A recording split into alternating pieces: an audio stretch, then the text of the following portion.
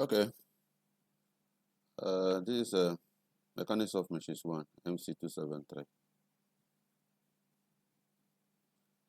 And this is the course content. Under 273, we are expected to look at balancing rotating masses. That's the very first thing we are asked to look at. Then we'll go to introduction to standard mechanisms, including cams, links, gears, etc. Then that is chapter 2. The treatment will involve both analytical and graphical. Then we'll go to chapter 3. We'll look at brakes. Okay, we'll look at clutches, epicycle gearing. We also expected to look at belt drives, then telemetry vibrations and analogs. So this is what we are expected to do under 273. Then this is a course objective. So at the end of the study, we expect that the course will provide an understanding of the kinematics and kinetics of simple machine elements and devices. Then you also have some idea, some basic idea about vibrations. These are some reading materials or textbooks that you are expected to have. They contain all the topics we have seen earlier. So you can get any of them. Or these days, once you go online, you type whatever you want to study, it will pop up. So it should not be a big problem. There are hard copies of these textbooks and also soft copies. Soft copies, you can get them online. You can download them and start using them. They also work out for Mechanics of Machines 2, which you do later. So lecture 1, balancing rotating masses. So under balancing, we'll look at a brief introduction. Then we'll look at some causes of unbalancing machinery. What actually causes unbalancing machinery. Then we'll look at balancing of rotating masses. Then balancing of a single rotating mass by a single mass, rotating in the same plane. Then we'll move to balancing of single rotating mass by two masses rotating in different planes. Then we'll look at balancing of several masses rotating in the same plane. And the last one will be balancing of several masses that are rotating in different planes. So introduction. High speed or the high speed of engines and other machines is a common phenomenon nowadays. In other words, we have equipment that are running at very high speeds. So as such, it is therefore very important that all the rotating and exploding parts of those machinery should be balanced as far as possible. The issue is that once they are running at such high speeds, there will be what we call shaking forces and shaking moments introduced in the system. If they are not taken care of, the machine will become what we call unbalanced. Now, so if these parts are not properly balanced, the dynamic forces are set up. These forces not only increase the loads on bearings and stresses in the various members, but also produce unpleasant and even dangerous vibrations. So if you are riding a vehicle and some components are not well balanced, you feel the effect. The ride becomes very, very uncomfortable. Now, definition of unbalance. So this one is based on the AISO definition. This says that unbalance is simply that condition which exists in a rotor. That's a moving part of a machinery. When vibration force or motion is imparted to its bearings as a result of centrifugal forces. So normally once we are looking at the balancing of rotating components, and those components are normally attached to the shaft. So as the shaft rotates, those components will also rotate, or those masses will also rotate, and therefore they will be under centrifugal forces. There will be forces trying to force those masses out of the axis of the shaft. Okay, and once the shafts are contained on bearings, so it's the bearing that will suffer the impact of those forces, the bearing that will absorb all those forces. So in this chapter, we shall discuss the balancing of unbalanced forces caused by rotating masses, as I said earlier, in order to minimize pressure on the main bearings when an engine is running, because all those centrifugal forces will go to the bearings. Now we'll look at some causes of unbalance in machinery. There are a lot of causes of unbalance, but these are some of them. So we identify two categories, okay, of unbalance. The first one is the manufacturing, or from manufacturing point of view, and the second one is the unbalance that arises during the normal machine operation. So from the manufacturing point of view, we have a non-uniform density of the material. So the material used in forming the parts it's not uniform in terms of the density. There are some material deposits at some areas more than at some other areas. It will give rise to unbalance in the system. The second one is the non-parallelism of holes with respect to the center. So as you are creating some holes, if they're not parallel with respect to the central axis, of course, you're going to have some unbalance.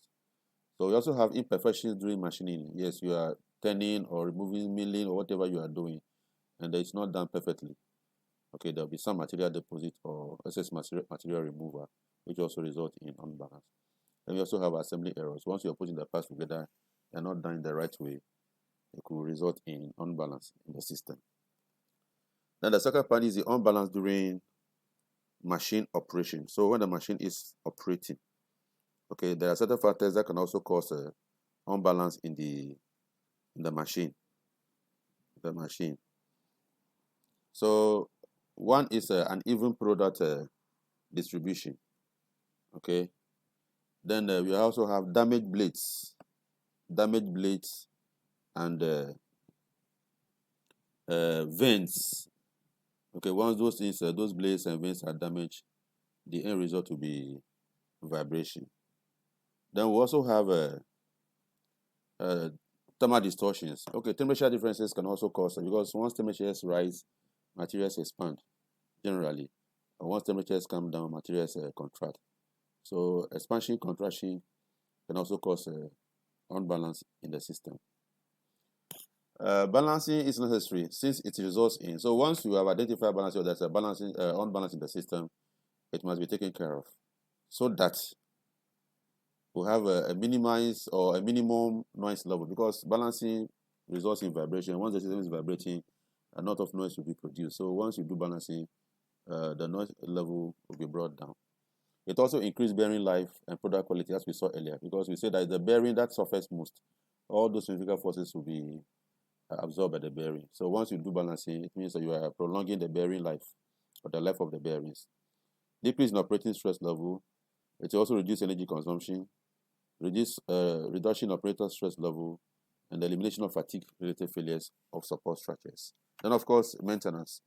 Okay, you don't have to be changing the parts very often, so it leads to cost saving, etc., etc. Balancing of rotating masses. Now, let's look at another definition of unbalance. The first one we saw is the ISO one. So generally, we define unbalance as the unequal or as an equal distribution of weights about a certain line of a rotor. So you have a shaft, okay, it has its own axis, but the masses are not evenly distributed about the axis of that particular shaft. So they fail to be unbalanced, or that is what we call unbalance, unequal distribution of weights about the center line of a rotor, or the masses, whatever the shaft carries, okay, are not uniformly distributed along the axis of the shaft. So it will result in what we call unbalance. So a correction made to this, okay, is what we call the balancing. So the balancing is a process of correcting unbalance in a system. Okay. Now, balancing is also the process of measuring vibration in a machine and introducing or removing weight in order to adjust the distribution of the mass in the unit. Okay, so we can also look at balancing from that point of view, that you measure the vibration. If there's a vibration in the system and we realize that vibration is coming from, or it's as a result of unbalance, then we take care of that. So it's simply removal of a material, okay, or you add a material where it is lacking, to have an even distribution of the materials about the axis of the rotor. Okay. Now, the most of causes, or the major cause of vibration, is due to unbalance. So normally, if there's a vibration in the system, the very first thing we check is the unbalance. So if you rule unbalance out, then we can fall on the other causes of vibration, because mostly, whenever equipment is vibrating, okay, the main cause in most cases is unbalance. So we first of all try to eliminate that one. So we check for unbalance first. If it's not unbalanced, then you fall on the other causes of vibration. So how do you do that? We just measure the vibration in the system using the vibration measuring instruments. Okay. Then if you realize that the spectrum consists of 1 RPM frequency, that's the predominant frequency, or the frequency of the spectrum, the vibration, is 1 RPM, then we include emphatically that the vibration is due to unbalance. But if it is not 1 RPM, okay, then it's due to other causes in the system. So after identifying the unbalanced, rotating masses or members cannot be balanced either statically or dynamically. Yeah, so what this bullet is saying is this. We have two ways of correcting unbalance in the system. We have what we call static balance and dynamic balance. So look at it as we move on. Static balance. So the bullet says that despite its name, static balance does not refer to things that are static, okay, but it actually refers to things that are in motion. But the way of removing the unbalance, okay, gives it the name static balance. So here, the unbalanced forces of concern are due to the weight of the masses and acceleration of the masses in the system.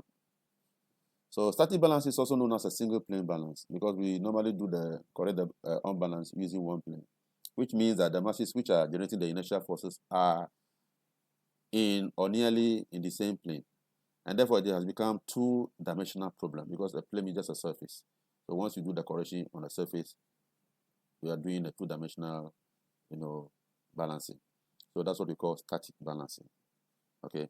Now there are some examples that can be balanced completely using just a static balancing. So examples of such elements, machine elements, are maybe gears, pulley on a shaft, individual turbine blades, a bicycle or motorcycle tire and a wheel, then a thin flare wheel, and also an airplane propeller. These are some of the components, okay, that can be balanced using what we call one plane balancing. All these components mentioned here they all have something in common. What do they have in common? So what all these devices have in common is that they are all short in the axial direction compared to the radial direction. So if you take a bicycle rim, for example, look at the rim. Okay, look at the distance in the axial direction and look at the distance in the radial direction. It has a very big diameter compared to the thickness. So that particular one, a component can be balanced completely using what we call a static balancing. So that's what we are talking about.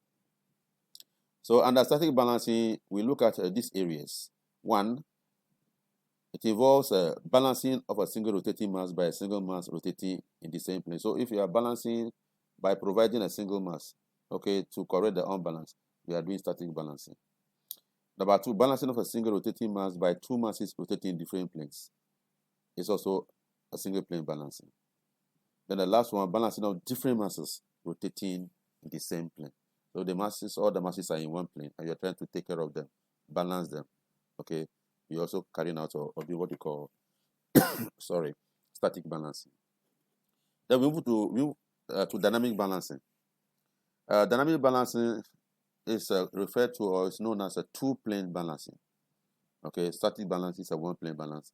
Dynamic balance is a two-plane balance because here we actually carry out the balancing using two or more planes. We attach the masses in two or more different planes, or at least two planes, a minimum of two planes, okay, to achieve a complete balancing. So there are, once again, some devices which can only be balanced using dynamic balancing. So these ones, if you carry out a static balancing, they will not remain balanced. They will still produce a unbalance in the system. There will be still unbalance in the physical forces in the system. So examples of some components or machine element that can be balanced only by using static dynamic balancing are rollers, crankshafts, camshafts, axles, clusters of multiple gear, turbines, motor rotors, and propeller shafts. If you look at them once again, they also have something in common. With these ones, they are very long, okay, in the axial direction compared to the radial direction. Okay, for example, if you take a shaft, look at the length of a shaft compared to the diameter of a shaft. Okay, so all these members, rollers, the same thing. Okay, camshaft, the same thing. They are very long, or they are thicker, okay, in the axial direction compared to the radial direction. So for those ones, you can only balance them by using dynamic balancing. Okay, so as an emphasis, we say that the correct dynamic imbalance requires either adding or removing the right amount of masses at the proper angular locations in two correction planes, okay, separated by some distance along the shaft. So two or more planes. The minimum is two planes. Okay, So this will create the necessary counter forces to statically balance the system and also provide the counter couple to cancel the unbalanced couples and moments. So under dynamic balancing, we look at the following case. So once we have the following case at hand, and we are trying to do a balancing, we are carrying out a dynamic balancing. So that is a balancing of different masses rotating in different planes. So we start with the static balancing. So where we have a attaching mass in a single plane, two masses in two different planes to take care of the unbalance. Then we balance several masses that are rotating in the same plane. So this is the first one. So the diagram I have here is a balancing of a single disturbing mass. So if you look at this, this is a shaft. Okay, it's a shaft in some supported by some two bearings over here. Now we have a mass M. Okay, or there's an excess mass somewhere here. Okay, now this mass can be located at a radial distance r. So the distance from the axis of the shaft to the center of the mass is what we call the r, or the radial distance. Now that particular mass has a mass m. Okay, so as the shaft rotates, as it turns, the mass rotates with the shaft.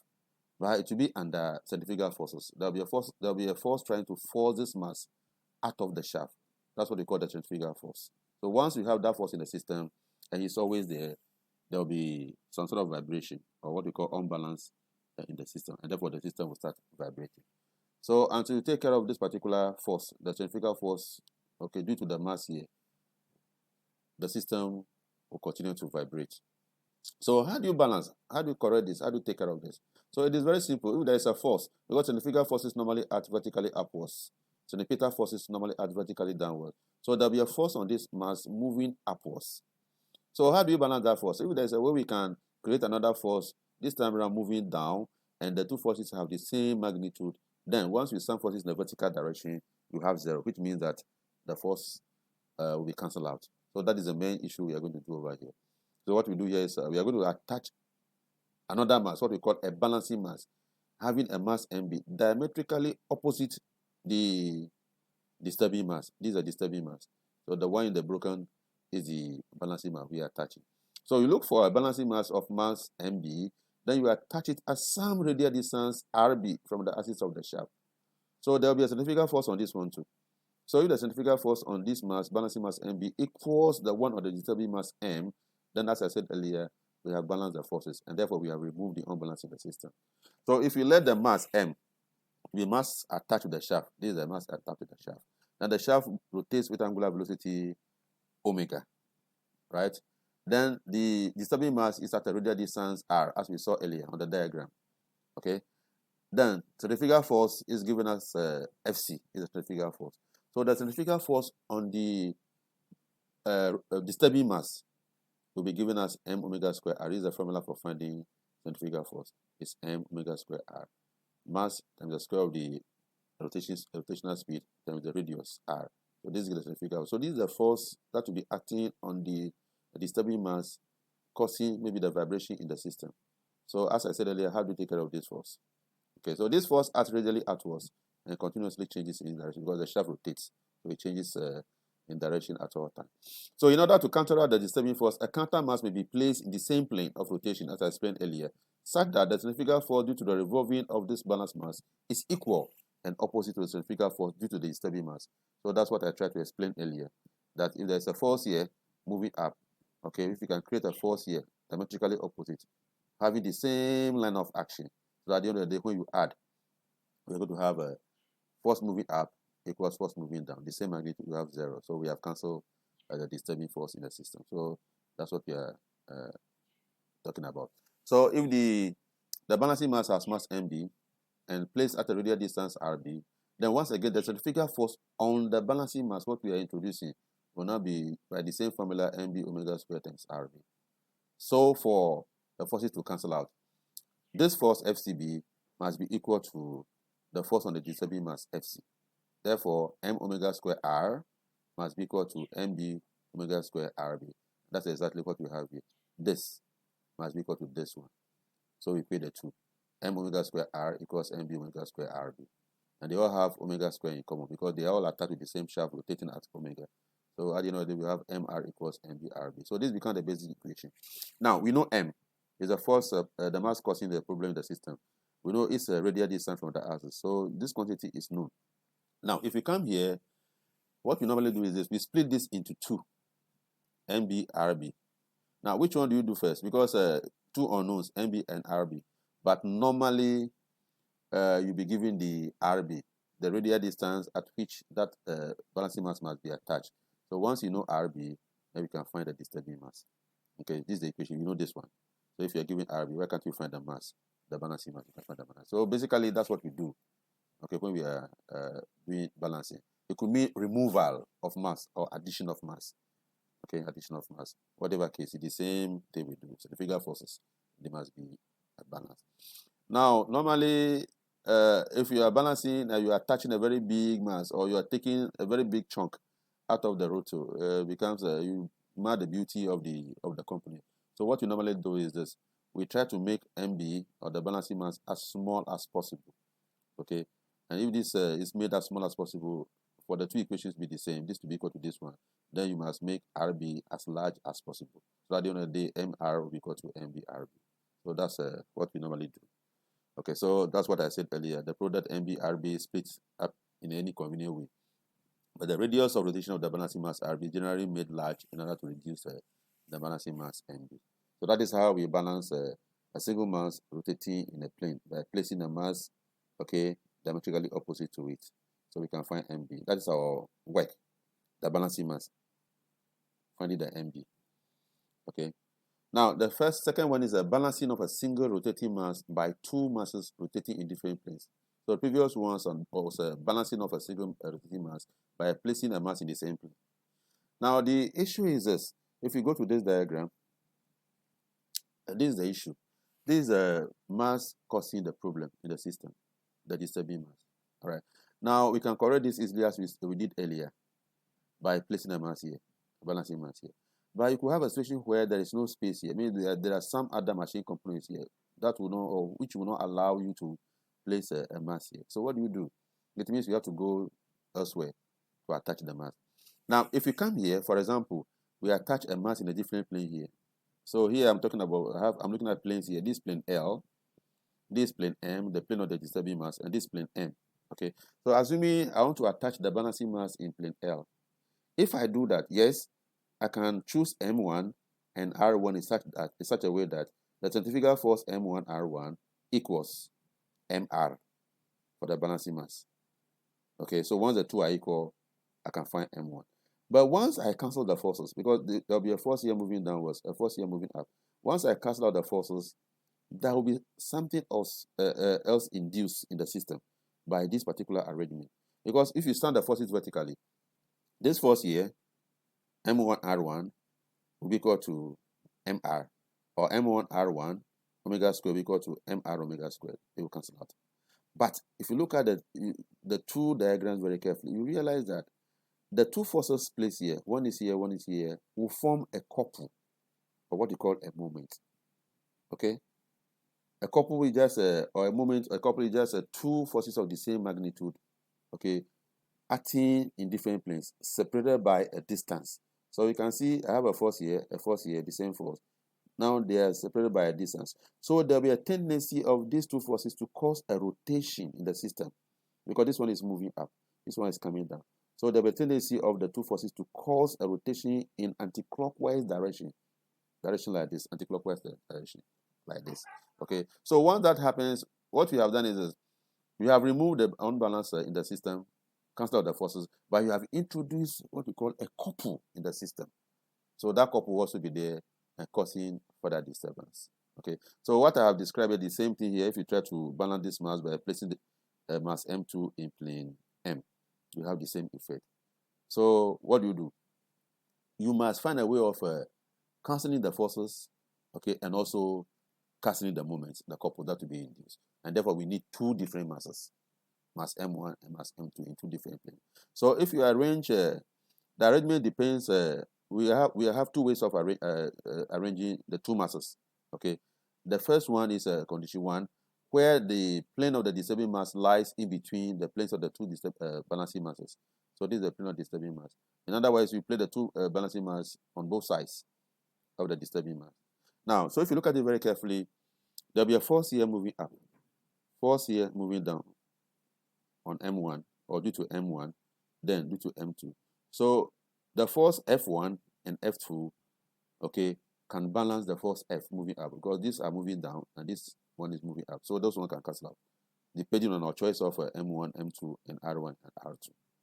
The forces will be balanced. Now, when we come to the couples, mass M1 or force due to M1 will form a couple with this one.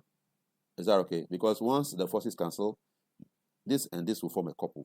And the couple will have anti-clockwise sense. Because this is coming down, this is moving up.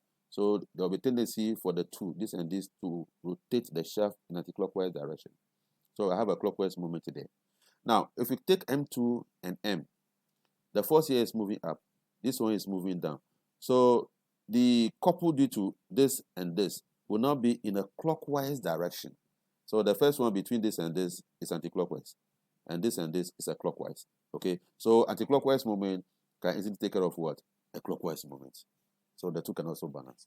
So in that case, you have also taken care of the induced couple in the system. So that is how we try to balance a single mass if there is no way, okay, that we can attach the balancing mass diametrically opposite. We use two different planes, and this is the first arrangement where you place the masses on both sides of the disturbing mass. Okay, now this is the second arrangement. This is the second arrangement where you place the balancing mass on one side of the disturbing mass, either the two on the right hand side of the disturbing mass or the two on the left hand side of the disturbing mass. Now, what is left is the equations. So that's what I try to present over here. Okay, so coming from here, so the following possibilities arise while attaching the two balancing masses. Okay, so I talk about point 1 and point 2 already. So for example, if we take this one, so let's look at the forces on this, and this. Okay, so if you come here, the total forces, centrifugal force, this is the force on the disturbing mass, is the one that will be moving up. This one, FC up. So the ones on this and this will be coming down. So they're the ones we are calling F1, F2. Okay, so you can see FC1, FC2. C for centrifugal. So the upward force will balance the bottom, or the downward force, the total. Now the FC is simply mr omega squared, and they all have omega in common, so that term has been dropped. So mr equals m1r1 plus m2r2. So the one we call equation 1. All right. Now our duty is to find m1 and m2. How do you find that? This is an equation involving two variables. Even if we are given r1 and r2, we still have two variables, which are m1 and m2, because we know m and r already. So to find this, we need another equation. So that one will come from taking moment. Okay, from taking moment.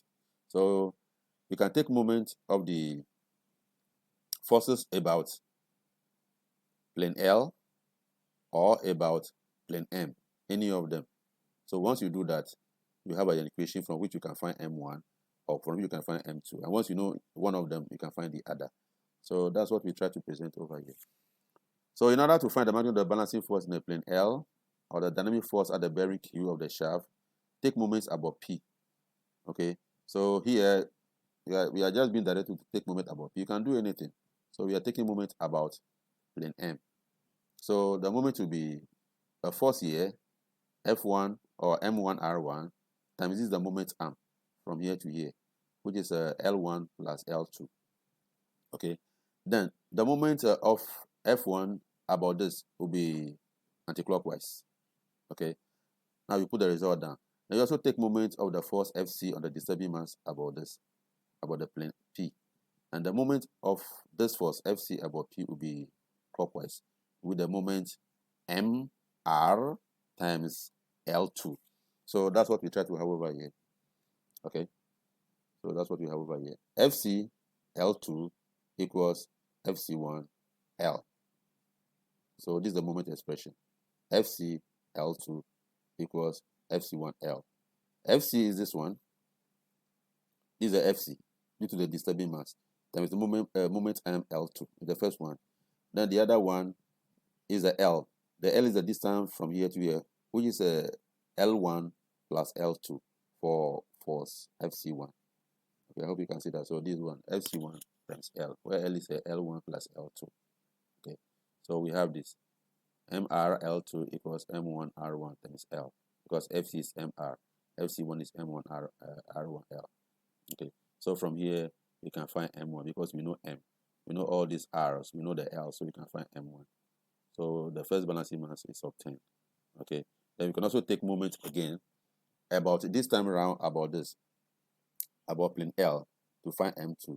Or once we know this equation here and we know M1, okay, we'll be given R1, we'll be given R2, we know MR. We can also find M2 by making M2 the subject in equation 1 to find M2. Or you take moment about the L as I explained earlier. So that is how we do. They are not anything difficult, they are very easy. So these are the resulting values, okay, of M1 and M2. Now these are condition 2. So the same thing applies here. We are balancing this using two different masses. But this time around, we are placing the masses on one side. It could be on the right-hand side of the disturbing mass or on the left-hand side of the disturbing mass. Okay, so the same way you sum forces. Okay, this time around, FC plus FC2 must be equal to FC1. Then you have an equation, and you take moment about plane A, okay, or plane P, okay, whatever you want to do. So you take moment about plane Q and plane P to find one, maybe M2, or to find M1, you go back and find the other one. So that's also what is given here. So you can see here we have FC equals FC1 minus FC2 coming from here. This is the FC. So FC plus FC2 equals FC1. So FC equals FC1 minus FC2. Okay. So which is the same as this. By dropping the omega square factors, we have this one. Right. So from here, as I said, take moment again, and then do your evaluation. You can find your M1 and M2. All right. So the third one is a balancing of several masses rotating in the same plane. Okay. So this one, once the masses are rotating in the same plane, centrifugal forces are also in the same plane. So the most important thing is that once they are acting, all those centrifugal forces will have a common point, or their lines of intersection, or their lines of action will intersect, will meet at a point.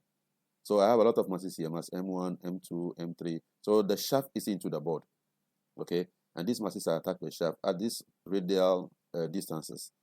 Mass M1 at R1, M2 R2, M3 at R3, M4 at R4. And I also know their angular distances, angular positions with respect to the reference. Maybe the reference is the green line. So the angle M1 makes with the green line is theta 1. This one, M2 makes the green is theta 2, etc., etc. So I know all those ones.